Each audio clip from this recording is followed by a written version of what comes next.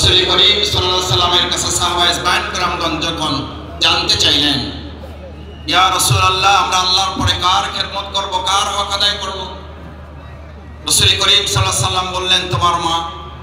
তারপর কে? তোমার মা। তারপরে কে? তোমার মা। তারপরে সান্ত্বনা পুরস্কার পেলাম আমরা, তোমার বাবা।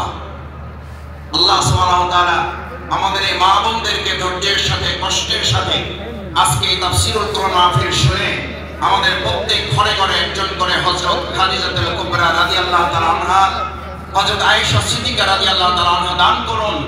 যে কথা আমরা আমাদের এই দুনিয়ার কুতুবে শুনেছি, আমাকে একটা ভালো মা দাও। পরের লাইনটা কি? আমি তোমাদেরকে একটা ভালো গ্রাম দেব, আমি তোমাদেরকে ভালো পটুয়াখালী দেব, আমি তোমাদেরকে ভালো রাঙামালি, বাউফল দেব, মির্জাগঞ্জ দেব। আমাদেরকে একটা আল্লাহ আপনি ভালো মা দেন।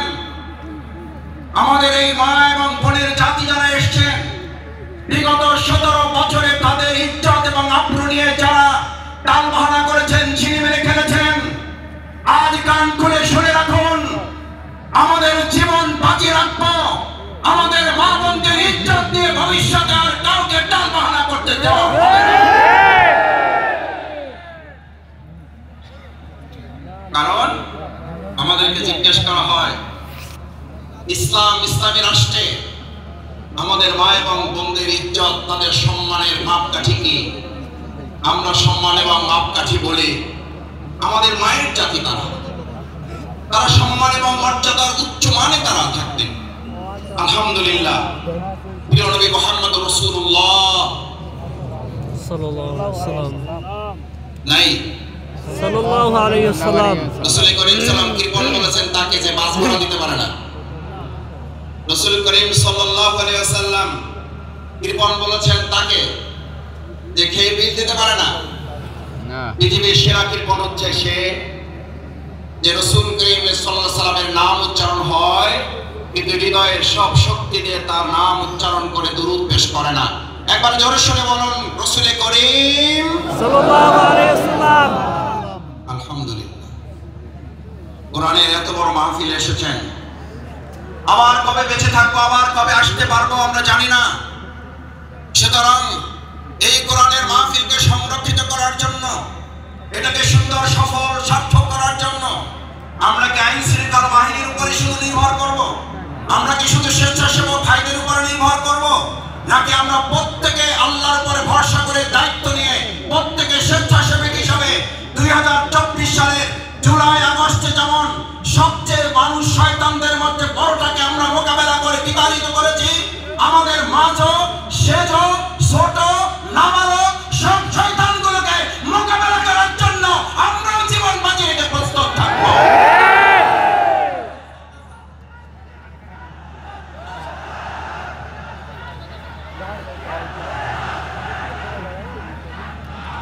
সম্মানিত ভাই এবং বন্ধুগণ, মহাগ্রন্থ আল কোরআন, কোরআনের তাফসীর আপনারা শুনতে এসেছেন। মাওলানা ডক্টর মিজানুর রহমান আজহারি হাফেজাহুল্লাহ আর অল্প সময়ের মধ্যেই আমাদের মাঝে এসে উপস্থিত হবেন ইনশাআল্লাহ। আমরা আল্লাহর শুকরিয়া আদায় করি আমাদের এই প্রিয় ময়দানে তিনি আমাদেরকে সময় দিয়ে ধন্য করেছেন। আমরা তাকে স্বাগত জানাই, অভিনন্দন জানাই।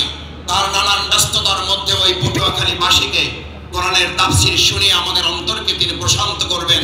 আল্লাহ, এই মানুষটার উপরে বিগত 17 বছরে যারা জুলুম করেছে, এই মানুষটাকে যারা আমাদের দেশ ছাড়া করেছে, আল্লাহ আপনি তাদেরকে দেশ ছাড়া করিয়ে দেখিয়েছেন। এবার বাংলাদেশের মানুষ অপেক্ষমান আছে। আর যদি ভবিষ্যতে কোন আলেমের সাথে বেয়াদবি করা হয়, আর যদি কোন আলেমকে নিয়ে তুচ্ছ তাচ্ছিল্যের টালবাহানা করা হয়, মহাগ্রন্থ কোরআন এবং ইসলামকে নিয়ে যদি আর কেউ গানাস্ত্র করেন, তাহলে তার চেয়েও করুণ পরিণতির জন্য তাকেও অপেক্ষা করতে হবে।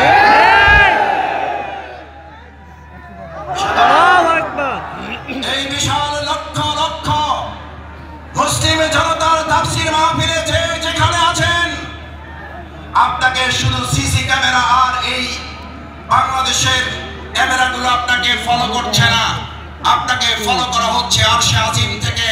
হাজার হাজার লক্ষ লক্ষ ফেরেশতা এই সুন্দর মাহফিলকে বেষ্টন করে আছেন। আপনার প্রত্যেকটি কর্মকাণ্ড আরশে আজিমের ক্যামেরায় বন্দী করা হচ্ছে। আমি আশা করব আমাদের শ্রদ্ধেয় প্রধান অতিথি শেষ পর্যন্ত তার বক্তব্য অত্যন্ত শান্ত শিষ্টভাবে ধৈর্য ধরে, আমরা কি শুনতে সবাই রাজি আছি ইনশাআল্লাহ? ইনশাআল্লাহ। আল্লাহ আপনি হাতগুলো কবুল মঞ্জুর করেন। সম্মানিত ভাই এবং বন্ধুগণ, আল্লাহ সুবহানাহু ওয়া তাআলা বলেন, আউযু বিল্লাহি মিনাশ শাইতানির রাজীম, বিসমিল্লাহির রহমানির রহিম, ওয়া নাযালনা আলাইকাল কিতাব ওয়া নাযালনা আলাইকাল কিতাবা তিবয়ানান লিকুল্লি শাইইন ওয়া হুদা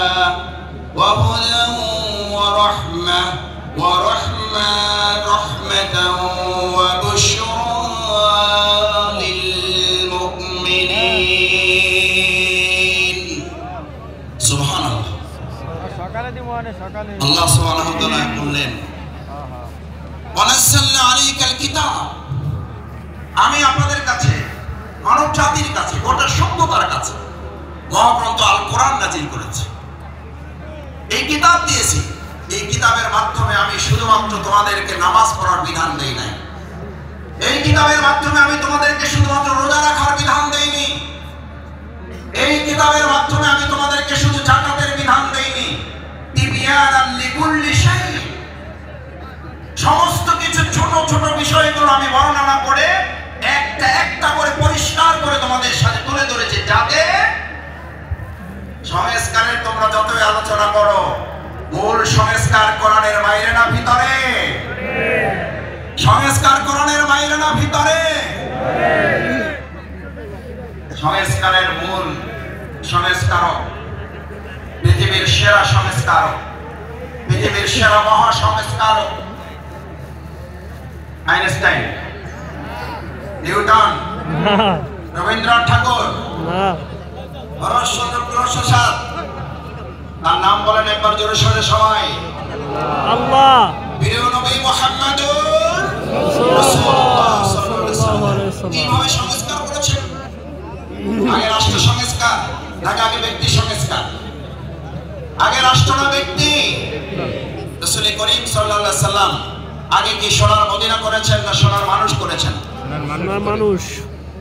আল্লাহ রাসূল করিম সাল্লাল্লাহু আলাইহি ওয়াসাল্লাম সোনার মানুষ বানিয়েছেন আগে।